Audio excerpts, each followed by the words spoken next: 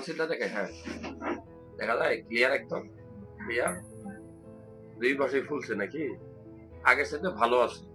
আর dear viewers, মূলত ও আসছিল আমার কাছে প্রায় কত 15-20 দিন 25 দিন আগে।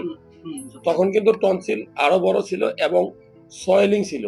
টনসিলটা ছোট বড় সেটা বড় কথা না, বড় কথা হলো যে এই ধরনের বেবি বাচ্চা যদি আপনার কাছে আবদার করে আইসক্রিম খায়, ঠান্ডা খায়, জুস খায়, অথবা যে প্রচন্ড গরমের সময় ঠান্ডা পানি খায়, বরফ কিন্তু অনেকে খেয়ে ফেলে, মানে স্বাভাবিক বাচ্চা তো বুঝে না, তাহলে আপনার অতীব গুরুত্বপূর্ণ অঙ্গ টনসিল একসময় ফুলে যেতে পারে, ইনফেকশন হইতে পারে, এনলার্জড হয়ে বড় হয়ে খাদ্যনালী বন্ধ হয়ে যেতে পারে। তখন কিন্তু বাধ্যতামূলকভাবে অনেক সময় অপারেশন করা লাগতে পারে।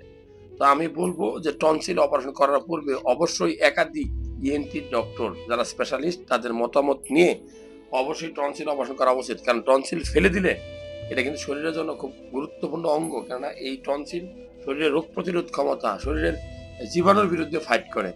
আমাদের বাড়িতে যেরকম পুলিশ রাখলে চোর ডাকাত ঢুকতে পারে না, টনসিল থাকলে কিন্তু সেরকম আপনার শরীরের রোগ প্রতিরোধ ক্ষমতা বৃদ্ধি পাবে।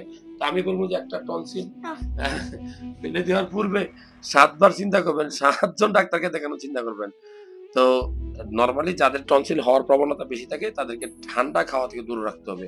ঠান্ডা যেন না লাগে, গরম পানি হালকা লবণ দিয়ে গার্গেল করলে, কিছু অ্যান্টিবায়োটিক ডাক্তারের পরামর্শ মোতাবেক নিলে অবশ্যই ভালো থাকবে।